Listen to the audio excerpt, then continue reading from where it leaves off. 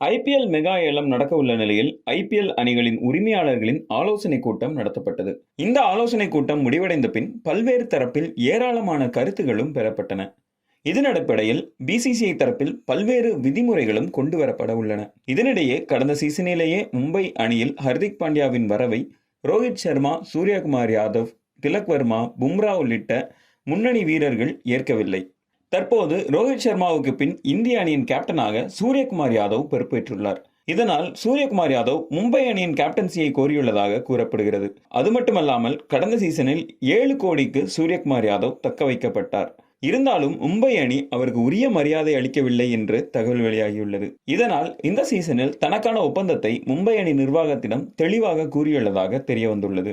குறிப்பாக மும்பை அணியின் கேப்டன்சியை சூர்யகுமார் யாதவ் கேட்டுள்ளார். அதனை ஏற்க முடியாததால் சூர்யகுமார் யாதவை விடுவிக்க மும்பை அணி நிர்வாகம் முடிவெடுத்திருக்கிறது என கூறப்படுகிறது. இருப்பினும் இன்னொரு வாய்ப்பாக மற்ற அணிகளிடம் ட்ரேட் செய்ய முடியுமா என்பதை மும்பை அணி பார்த்து வருகிறது.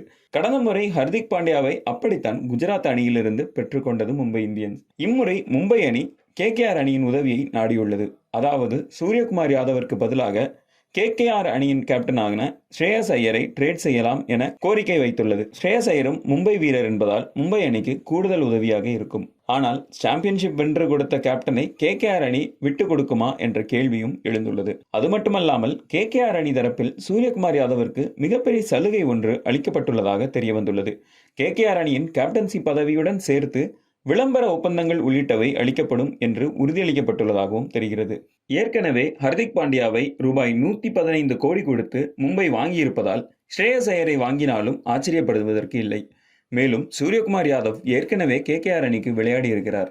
இந்திய அணியின் கேப்டன் கேகேஆர் அணிக்கும் கேப்டனாக இருந்தால் தங்களின் பிராண்ட் வேல்யூ கூடும் என்று கேகேஆர் உரிமையாளர்கள் கணித்துள்ளனர்.